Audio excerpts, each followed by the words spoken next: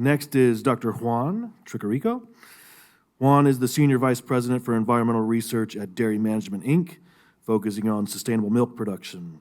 Raised on a family farm, his curiosity about agriculture led him to specialize in dairy cow nutrition research. He leads the Cow of the Future project, reducing dairy's carbon footprint through better feed and cow management.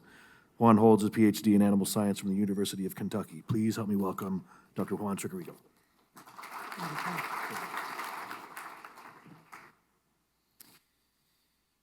First of all, I'd like to thank everybody, particularly the four organizers and all the individuals that worked so hard to make this conference what it is today.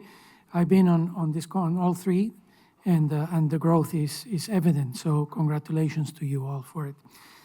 I'm not going to introduce myself because you've already done a good job there, Charles, but I am going to talk a little bit about the company that I work for first.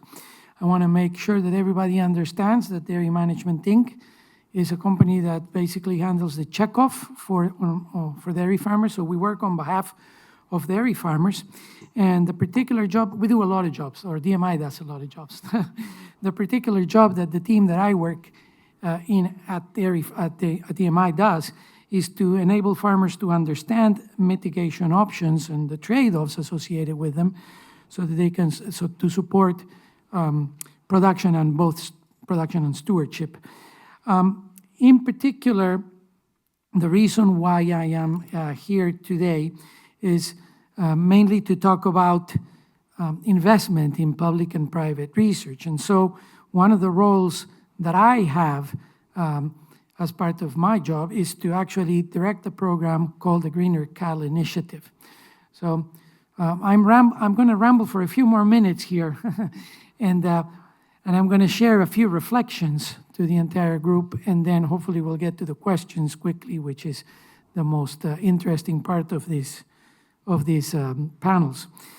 So I do want to mention that the Greener Cattle Initiative is a consortium of public and private stakeholders that share knowledge, they share investments to fund research on enteric methane mitigation in both beef and dairy. If Ruth thinks that $191 million, even if they're in New Zealand dollars, you know, it's not a lot of money, well, it actually is a lot more than what we have as a portfolio. You know, and besides that, though, the important element that I would like to point out is that, you know, these 11 organizations that came together in the Greener Cattle Initiative, most of whom have representatives here in the room today. Thank you very much for your commitment to the GCI, is that we are targeting funding research that's at the intersection of public and private. There's research that's going to occur in the private sector, and that has to occur in the private sector, and that's fine. Of course, you got to do it. There's research that needs to occur at in the public sector, and again, that's fine. But it's finding that sweet spot in the middle of research that neither sector is going to do on their own. That's what we're shooting for. You already heard Professor Roderick Mackey yesterday talk about one of the awards that has already been announced, and it's actually a project that's ongoing. If you came last time, you actually heard about another project that is also ongoing that is led at the University of Wisconsin, but similarly to Professor Mackey's has other contributors, and that has to do with dairy cow genetics as opposed to the fate of hydrogen. And so the point here is that, once again, those are reflections of projects that require both the public sector and the private sector to collaborate. One of the challenges, so I'm gonna throw a little bit of a few reflections here, you know, when I'm going through. One of the challenges in doing that's not simple. You know, what I said is simple to say, but it's not simple to do.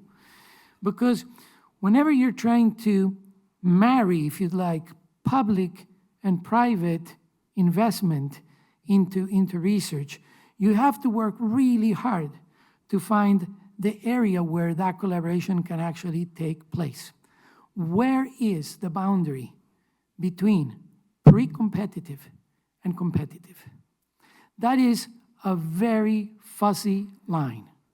Some days it's very thick, and some days it gets really thin, particularly when people speak up.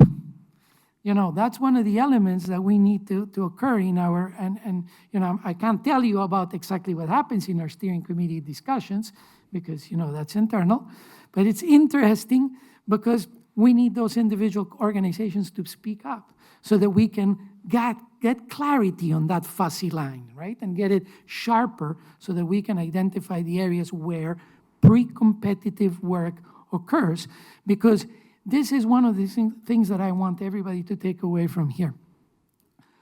Private-public partnerships are obviously trying to address some of the needs from private industry, but in such a way that the public funds are also respected. And so both elements need to be taken care of, and this requires conversation, this requires transparency and clarity. So, this is a panel about private and public investment in mitigation research. So I am talking exclusively from the perspective of the United States. I'm going to be a little bit provocative here. And what I'm going to do is, first of all, I would like to ask for a minute of silence for federal investment in research. Okay? I want to do that because that's the reality in which we're living at the moment. Luckily, we're in California, a state that actually has a pretty healthy state-level funding for this type of work. But the grim reality is that everybody that cares about this topic is challenged with all sorts of new creative ways in order to get the research funded. And a lot of the research that gets funded through public funds builds capacity. And building capacity is critical because when private companies are trying to develop their options, their mitigation options, they rely on that capacity in order to run their tests.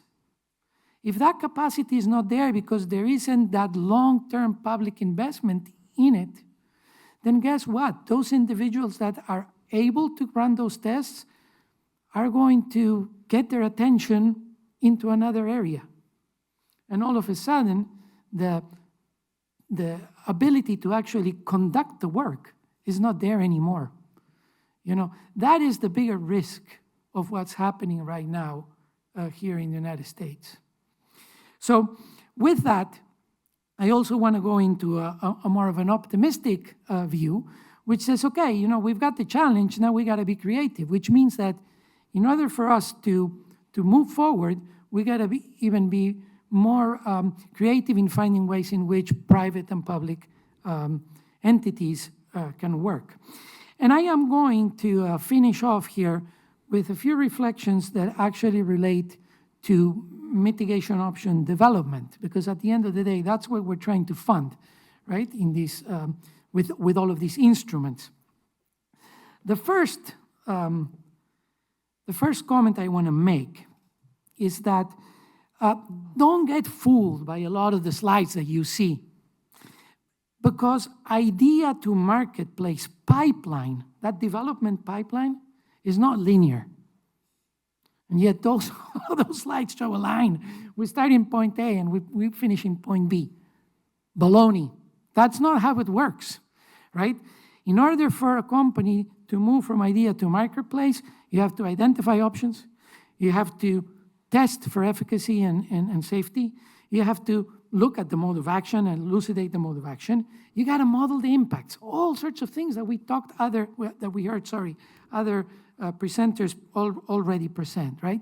And in all of that mist, some of those studies are actually going to be useful to present the evidence that meets the evidence requirements for authorization.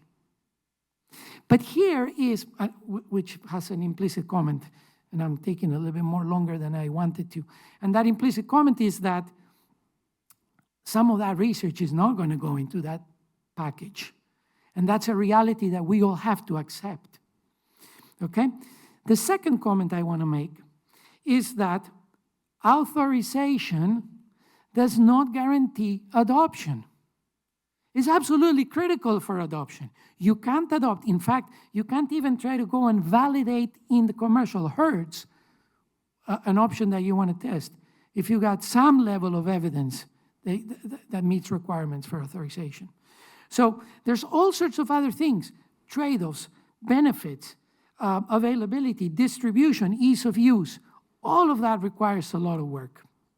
So to conclude, I wanna make the following comment. For those of you that have been here for the entirety of the meeting and were able to listen to some of the things that were spoken and said on the very first day, there was one gentleman that stood up from the audience and made the point that it takes a long time to conduct research, right? To build bodies of evidence, to reach a point in which a packet can be presented to obtain authorization from the regulatory agencies. It also takes a lot of time and effort as well once that authorization is obtained, because you actually, as an applicant, the burden of proof being with you, have shown that your option is safe and it's effective, to actually understand all of those other elements that will allow a farmer to then look at a list of options and truly assess them in terms of ROI, in terms of ease of application, in terms of availability, to make that decision that they have to make for their operation. Thank you.